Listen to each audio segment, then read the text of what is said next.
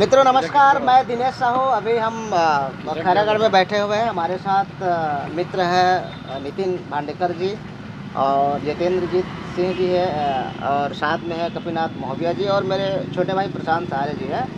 हम आज चाय पे चर्चा करते हैं और चर्चा का हमारा जो मुख्य उद्देश्य है वो खैरागढ़ विधानसभा चुनाव को लेकर है।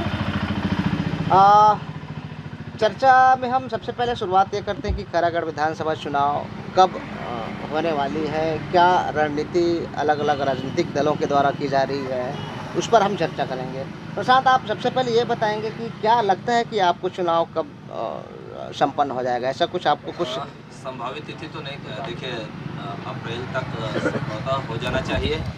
10 फरवरी तक लगभग आचार संहिता लगने की सुगबुगाहट थी, लेकिन अब देखते हैं कि 10 तारीख तक आचार संहिता लगता है नहीं लगता। जैसे चुनाव की तारीख घोषणा होती है उस दिन से आचार संहिता लग जाता है। आगे जो है जिस तरह से दावेदारों की फहरिस्त किस तरह से होंगे, क्या होंगे, ये पार्टी तय करेगी। आगे भैया लोग बताएंगे कि वो लोग किस तरह से सोचते हैं। महोबिया जी, आप जो है स्वर्गीय देवव्रत सिंह जी के काफ़ी करीबी थे और जोगी कांग्रेस के भी एक कट्टर समर्थक थे। इस वक्त जोगी कांग्रेस का क्या अस्तित्व दिखता है आपको खैरागढ़ विधानसभा क्षेत्र में आपके हिसाब से? माननीय देवव्रत सिंह जी थे तो जोगी कांग्रेस थी खैरागढ़ में। अब वो चूँकि चुनाव वहाँ से लड़े थे, जीते थे, वो देवव्रत भैया ही नहीं रहे तो उनके जितने समर्थक, चूँकि सब भैया का जीतने का मानसिकता कांग्रेस की थी। ऐसी बात नहीं, चुनाव टिकट की जगह थे वो। आपको याद है पीछे लोकसभा में भोलारा में 100 प्रचार किए थे, मरवाही चुनाव में भैया कुछ कांग्रेस पक्ष में काम किए थे। तो जोगी कांग्रेस नहीं है, ऐसा कुछ है नहीं। हाँ, भैया के तो थी, अभी तो सब कांग्रेस ही है, सब इस्तीफा भी दे चुके हैं। जितने समर्थक है भैया के इस्तीफा दे बैठे, जहाँ कांग्रेस के साथ ज्वाइनिंग करेंगे उसी की वेट है, ऐसी बात नहीं है। अभी आपका रुझान किस ओर है, कांग्रेस की? कांग्रेस, हम तो बोलता कांग्रेस शुरू से, ऐसी बात ही नहीं है।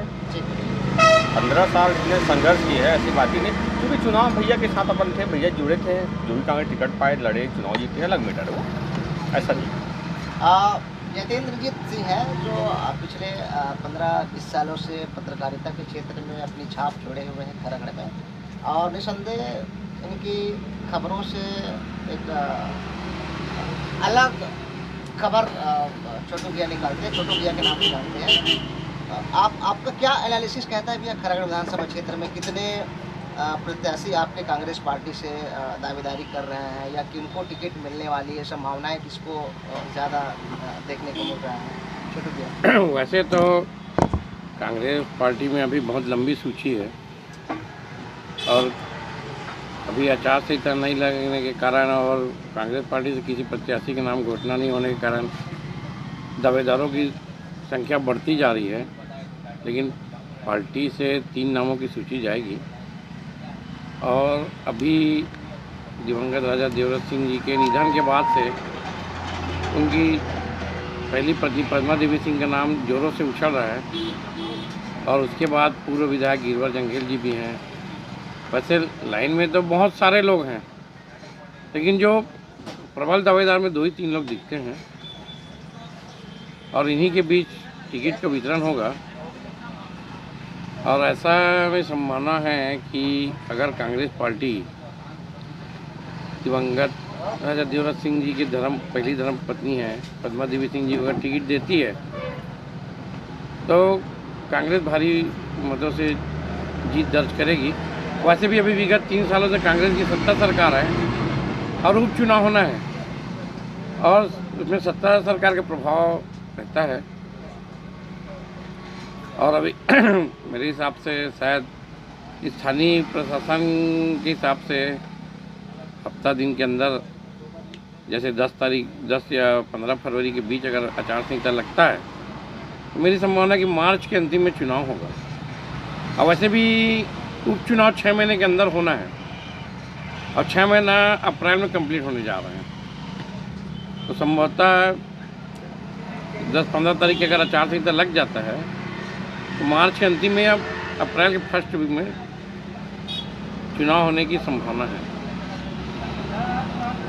ठीक है, हम आगे चलते हैं। हमारे बीच सियासत राजनीति संपादक है बड़े भैया नितिन भांडेकर। आप पत्रकारिता में काफ़ी अनुभव रखते हैं और मैं आपसे जानना चाहूँगा कि खैरागढ़ विधानसभा क्षेत्र में भाजपा कांग्रेस के अलावा और भी जो राष्ट्रीय दल है वो भी मेरे ख्याल से कहीं ना कहीं अपना दमखम दिखाएंगे। तो आप किस तरह से देखते हैं विधानसभा क्षेत्र के अलग अलग पार्टियों को अपने नॉलेज के साथ? देखिए दिनेश भाई, फिलहाल तो अभी दो राष्ट्रीय स्तर के पार्टी जो है कांग्रेस वर्सेस बीजेपी है, और एक तीसरी पार्टी है जनता जोगी कांग्रेस की, जिससे दिवंगत राजा देवराज सिंह यहाँ से विधायक हुए थे। वो वक्त और अलग था, क्योंकि उस समय श्री दिवंगत जो राजा देवराज सिंह हैं वो एक दमदार पर्सनालिटी, छवि और यहाँ के राजा भी रहे हैं। तो इसके चलते यहाँ वो अपना जो आधिपत्य है, कहना चाहिए, अपना वर्चस्व कायम कर पाए और यहाँ से वो विधायक बन पाए। ठीक है, फिलहाल अभी तीसरी पार्टी में जिस तरह से देखा जाए कि तीसरी पार्टी जो है एक क्षेत्रीय पार्टी है जनता जोगी कांग्रेस की, यहाँ पे उनके समर्थक अब मेरे ख्याल से बहुत कम मिलते हैं, क्योंकि पूरे छत्तीसगढ़ में कुछ ही सीट ये पार्टी लेके आई थी, जिसमें से एक सीट ही खैरागढ़ था। और खैरागढ़ का जो सीट जो है वो इसलिए जीत पाए थे कि यहाँ पे राजा देवराज सिंह वो एक दमदार पर्सनालिटी थे, वो विधायक भी रहे हैं, सांसद भी रहे हैं इस क्षेत्र से, और उनका यहाँ पर ग्राउंड लेवल पे कहा जाए तो वनांचल क्षेत्र तक सभी जगह उनके कार्यकर्ता उनके थे, उनके समर्थक हैं और आज भी हैं। लेकिन आज कुछ दिन पहले हमको सुनने में मिला कि रानी पद्मा सिंह जो है वो अभी दावेदारी कर रही है कांग्रेस पार्टी से। तो उन्होंने कहा कि तीसरी पार्टी, नाम तो नहीं दिया किस पार्टी का, लेकिन तीसरी पार्टी से लगभग 14,000 कार्यकर्ता कांग्रेस पार्टी ज्वाइन कर रहे हैं। तो हमें विश्वास है कि शायद तीसरी पार्टी यही ना हो जिनका वो एक संकेत दिए, क्योंकि राजा देवराज के साथ खैरागढ़ के आधे से ज़्यादा, एक तरह से कहा जाए तो जब वो तीसरी पार्टी से चुनाव लड़े थे तो उनके पूरे समर्थक और कार्यकर्ता उनके साथ चले गए थे, जिस कारण आज जो कांग्रेस पार्टी एक तरह से देखा जाए, दिनेश भाई आप स्वयं जानते हैं, कहीं ना कहीं कांग्रेस आज कमज़ोर है। कारण यही है।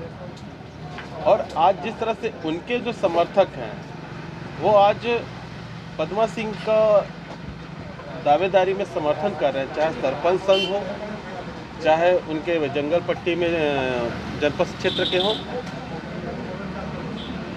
तो ये जो एक लॉबिंग देखने को मिल रही है, लॉबिंग ही कहेंगे। जैसे कि आप एक जातिगत वाली बात कहें तो कोमल जंघेल जो विपक्ष से है, कोमल जंघेल जो भाजपा से है, उनका भी एक अच्छा, एक मेरे को याद आया, संयोग वाली बात है जो मैं कहना चाहूँगा। वर्ष 2007 की बात है, ये वर्ष 2007 की बात है, जिस समय विधानसभा उपचुनाव हुआ था। राजा देवराज सिंह जो है वो यहाँ के विधायक थे और किसी कारणवश अनेक सांसद बने थे, लोकसभा सांसद। तो ये सीट रिक्त हो गई थी। मैं उसका उल्लेख नहीं करना चाहूँगा कि क्यों रिक्त सीट हुई थी यहाँ पे। तो उस समय उन्होंने अपनी धर्म पत्नी जो है पद्मा सिंह, उसको इस विधानसभा से चुनाव में मैदान में उतारा गया। भाजपा के तरफ से कोमल जंघेल जी थे। कोमल जंघेल मेरे ख्याल से उस समय, ख्याल से नहीं, उस समय भाजपा की सरकार थी, रमन सिंह सरकार थी उस समय। हाँ, भाजपा की सरकार थी, नहीं बनी थी, और नई सरकारें थी उस समय, सत्ता सरकार था, उपचुनाव था, और उस समय देवराज सिंह सांसद थे लोकसभा राजनाथ व्यवसाय। लेकिन हुआ क्या, पद्मा सिंह चुनाव हार गई। आज वो स्थिति 2022 फिर निर्मित हुई है। खैरागढ़ में फिर उपचुनाव होने वाला है, सीट रिक्त भी हुई है देवराज सिंह के कारण। एक चीज, जिस महल के वजह से, जिस राजा की वजह से पहले जो उपचुनाव हुआ था, आज वहीं से ही फिर से उपचुनाव की बात करी गई है। एक चीज़ सुनने में ये आ रहा है कि मीडिया के माध्यम से अखबारों में सुनने या देखने को मिलता है कि कांग्रेस पार्टी में कम से कम 2 दर्जन से भी ज़्यादा दावेदार बेशक पैदा हो चुके हैं। तो क्या नहीं लगता कि कांग्रेस पार्टी में जिसको टिकट नहीं मिलेगी वो भीतरघात करेंगे या फिर बगावत करेंगे? ऐसा क्या आपका ऑब्जर्वेशन है इस देखिए दिनेश, वैसे तो हम किसी पार्टी से बिलोंग तो नहीं करते हैं, हाँ, लेकिन ये ज़रूर है कि देखने को मिला था ऐसे कई चुनाव हैं, जैसे कि फॉर एग्जांपल आपके कोमल जंघेल जी हैं, कहीं ना कहीं शहर से हारना, खैरागढ़ प्रॉपर शहर से हारना, तो इसमें भीतरघात की बू आती है एक तरह से। जबकि एक तरह से आज देखा जाए तो खैरागढ़ में बीजेपी का अच्छा दबदबा है, वर्चस्व है, उनके कार्यकर्ता एकत्रित हैं, संगठन एक है। लेकिन जिस समय कोमल जंगेल को यहाँ की बीजेपी से टिकट मिलता है विधायक के लिए, तो वो शहर से ही क्यों हार जाते हैं? तो इससे हम ये अनुमान लगा सकते हैं कि चाहे कांग्रेस हो या बीजेपी, कुछ को छोड़ के भीतरघात बिल्कुल होगा। आप देखिए जिला अध्यक्ष हमारे पदम कोठारी जी हैं, ठीक है, वो भी दावेदारी कर रहे हैं और उनके लिए पूरे एक समाज एकत्रित होकर लॉबिंग कर रहे हैं। प्रशांत, आपके पास जाना चाहूँगा क्योंकि कुछ ही समय हमारे पास बचे हैं, है ना? विधानसभा चुनाव को लेकर कोई ऐसा चेहरा जो है जो इस समय दावेदारी कर सकते हैं, कोई थर्ड पार्टी से कहो या कुछ दलीय कहो, ऐसा कुछ आपके संज्ञान में? नहीं, ऐसा कुछ भी नहीं है। और बेशक देखो, निर्दलीय बहुत आए और इससे पहले भी कई लोग निर्दलीय चुनाव लड़े। खासकर वही होगा, कांग्रेस और बीजेपी के बीच ही टक्कर होगी, तीसरे का कोई अस्तित्व नहीं रहेगा, जैसे मैं पहले बताया। और जितने लोग भी लड़े वो लोग एक अनुपात वोट भी नहीं पा पाए, तो तीसरे का आना और नहीं आने से कोई फर्क खैरागढ़ की राजनीति में, इस विधानसभा की राजनीति में कोई विशेष फर्क नहीं पड़ने वाला है। मित्रों, चर्चा को हम यही समाप्त करते हैं। उसके पहले मैं महोदय जी के पास जाता हूँ कि कुछ बात रखना चाहते हैं। कपिनाथ भैया, आप कुछ बोलना चाह रहे थे? नहीं, खैरागढ़ विधानसभा जो है एक्चुअली परंपरा कांग्रेस की सीट थी। पिछले बाई इलेक्शन में रमन सिंह सरकार थी, 2 बार जंघेल जी थे, देवरत भी विधायक रहते हैं, मम्मी विधायक रही है। अभी भी उनके परिवार की टिकट मिलती है तो कांग्रेस जीतेगी। और रही पार्टी की इसको टिकट अलग मैटर हो, लेकिन सब एक काम करेंगे, ऐसी बात नहीं है। हाँ, क्योंकि पद्मावती सिंह जी के बाद चुनाव लड़ी 2007 में, और भैया जो भी नए कार्यकर्ता जितने भी हैं उनका मानसिकता उन्हीं के साथ है और पूरा में कांग्रेस से जुड़ी भी है, वो ऐसी बात नहीं है। आज जो बाकी भैया के साथ आदमी चले गए तो फिर कांग्रेस ज्वाइनिंग करेंगे, वो लोग एक साथ उनसे साथ करेंगे, ऐसी बात नहीं है। महोदय जी, मैं ये पूछना चाहूँगा बताइए कि आप सभी जोगी पार्टी से हैं फिलहाल अभी वर्तमान में? नहीं, इस्तीफा दे चुके हैं हम लोग। अच्छा, इस्तीफा दे चुके हैं। कांग्रेस पार्टी में वर्तमान में कितने कार्यकर्ता होंगे जो अभी ज्वाइन होने वाले हैं? कार्यकर्ता बहुत ऐसे हमारे लिस्ट में 13-14 हज़ार कार्यकर्ता थे भैया के साथ, उसमें कुछ लोग अभी कुछ दिन पहले हम लोगों ने मीडिया के माध्यम से भी यानी कि ये चीज़ें सुनी हैं कि कांग्रेस पार्टी में बहुत से कार्यकर्ता अभी ज्वाइन होने वाले हैं जो तीसरी पार्टी नहीं है। नहीं, जो भी कांग्रेस से भैया जितने कार्यकर्ता हैं, किसके सानिध्य में हो रहा है कि जो ज्वाइन होने वाला है वो किसके सानिध्य में? रानी पद्मावती से नेतृत्व में ज्वाइनिंग करेंगे, बच्चे लोग हैं, सब एक साथ करेंगे, ऐसी बात ही नहीं है। ये एक प्रॉपर खैरागढ़ विधानसभा है कि और कई क्षेत्र? नहीं, नाथगांव जिला में बहुत भैया कार्यकर्ता थे, वो भी सब चुप बैठे हैं, भैया के साथ ही थे शुरू से। कुछ लोग जरूरी था, अभी जैसे कुछ लोग गए, अभी खैरागढ़ चुनाव नगर पालिका चुनाव था, अपने भाई लोग कई लोग ज्वाइनिंग किए, क्योंकि नहीं करते तो 5 साल आगे पीछे हो जाते लोग, ऐसी बात नहीं। बाकी जो ग्रामीण क्षेत्र के हैं वो सब बैठे एक साथ ज्वाइनिंग करेंगे। क्या लगता है रानी पद्मा सिंह को टिकट मिलेगा कांग्रेस से? मांग तो कर रहे हैं, आगे भूपेश बघेल जी बताएं। अगर मान के चलो नहीं मिलता है तो आप लोग क्या करेंगे? निर्दलीय उतारने का तो कुछ विचार ऐसा तो नहीं चल रहा है? कोई बात नहीं है, किसी को ऐसा कुछ चर्चा हुई नहीं है, क्योंकि पद्मा देवी सिंह जी कोई कांग्रेस बिलोंग कर रही, कांग्रेस की है, वो ऐसी बात नहीं है, उनके साथ ही रहेंगे। नहीं, ऐसा कोई बात नहीं है भांडेकर जी। अगर पद्मा देवी सिंह जी को अगर टिकट नहीं मिलता है तो कांग्रेस जी को टिकट देगी, और अपन कांग्रेस पार्टी से बिलोंग करते हुए जिसको भी टिकट मिलेगा उसका भरपूर समर्थन करेंगे और उसको भारी मतों से जिताएंगे। प्रसाद सर, मैं ये बोलना चाहूँगा कि खैरागढ़ में प्रॉपर कौन सी पार्टी मजबूत है? आपके नज़र में फिलहाल अभी कुछ घटनाएं हुई हैं, वर्चस्व को लेकर स्थापित किया गया है। आपके हिसाब से क्या लगता है कि कांग्रेस मजबूत है कि बीजेपी मजबूत है खैरागढ़ में?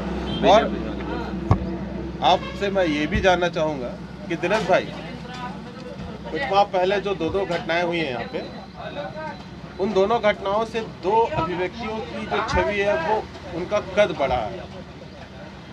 अगर इनको पार्टी टिकट नहीं देती है तो किनका वर्चस्व रहेगा और आज की डेट में कौन मजबूत है? देखिए, संगठन के तौर पर भाजपा भी मजबूत है। कांग्रेस में अगर छत्तीसगढ़ी में या हिंदी में भी अगर आप बात कर देखते कांग्रेस हैं, क्यों कमजोर क्यों है कांग्रेस में? जानना नेतृत्व चाहूँगा। क्षमता नहीं है, कोई नेतृत्व लीडर नहीं है, कोई ऐसा एक लीडर नहीं है जिसके पास लोग या कार्यकर्ता जा कर के अपनी बात रखे। क्योंकि हर जो लीडर है वो जितने लोग हैं वो लोग 5-5, 10-10 का ग्रुप बना करके चल रहे हैं। गुटबाजी सबसे बड़ा कारण है। छोटू भाई, मैं पूछना चाहूँगा कि अभी कांग्रेस में जैसे कि बताया जा रहा है कि लीडर नहीं है, नेतृत्व करता नहीं है। वैसे कुछ दिन पहले हम एक दावेदार को देखे हैं, उत्तम सिंह ठाकुर, उसके बारे में आपका क्या विचार है? देखिए, दावेदारी करने का सबको अधिकार है और वो दावेदारी कर रहे हैं। संगठन को तय करना है किसको टिकट दे, किसको टिकट न दे। वही मैं अभी थोड़ी देर पहले फिर भी बोला कि पार्टी हाईकमान जिसको भी टिकट देगी इस विधानसभा उपचुनाव में, हम उसका भरपूर समर्थन करेंगे और भारी मतों से उसको विजयी बनाएंगे। भाजपा से प्रबल दावेदार कौन है? वैसे तो अभी दो ही नाम सुनने में सबसे ज़्यादा आ रहा है, तो जिला पंचायत के उपाध्यक्ष विकांत सिंह जी और पूर्व विधायक कमल जंगील जी, यही दोनों ज़्यादा मजबूत नज़र आते हैं। भाजपा का भाजपा बताएगी, हम क्या बताएंगे भाई आपको? नहीं, आपको क्या लगता है कि आप लोगों के मुंह से जो सुनने में आ रहा है वो बात टिकट दे भाजपा, हमको क्या? हम कांग्रेस जिताने की बात करेंगे। हाँ, भाजपा किसी की लड़ा है, उनकी पार्टी की बात है वो। मैं ये जानना चाहूँगा कि फिलहाल तो अभी बीजेपी के कार्यकर्ता और कुछ उनके जैसे कि बताया विक्रांत सिंह जी, अभी वो फिलहाल तो फरार घूम रहे हैं। स्थायी वारंट जारी हुआ है उनके लिए न्यायालय से। इस स्थिति में क्या लगता है, इफेक्ट करेगा कुछ पार्टी को? किस पार्टी को इफेक्ट करेगा? बीजेपी को? भाजपा ने बताएंगे, हम आपको बोल रहे हैं। हम कब मना किया आपको? उनकी पार्टी घर की बात है, हम मना नहीं कर रहे बात को। नहीं, जैसे कि लोगों का आरोप लग रहा है कि सत्ता सरकार में है तो विपक्ष के लिए इस तरह से बार बार परेशान किया जा रहा है। ऐसा कुछ नहीं। कांग्रेस गंडई से लेकर चूकदान, खैरागढ़ और यहाँ तक के राजधानी तक की बीजेपी जो पार्टी है, उनका आरोप है कि कांग्रेस वालों, कांग्रेस के जो है वो सीधा आरोप लगा रहे हैं। विरोध करने का अधिकार सबको, ऐसी बात नहीं है, ठीक है। और रहेगी कांग्रेस सरकार तो प्रशासन की कार्रवाई कर रही है, हम आप क्या बताएंगे उसमें? न्यायालयीन प्रक्रिया, हम तो कुछ किए नहीं है, कांग्रेस की नहीं है, शासन की कार्रवाई हो तो शासन बताएंगे उसमें क्या मामला है, क्या है, हम क्या बताएं उसमें। ठीक है, चाय में चर्चा आज के लिए बस इतना ही। चाय में चर्चा को लेकर हमारे जो मित्रों ने बातें करी है वो निसंदेह अंतर मन से और उनका जनरेशन यहाँ पर दिए हैं। तो आज के लिए बस इतना ही। अगले समय में हम चर्चा में नया चेहरा लेकर के लिए नमस्कार।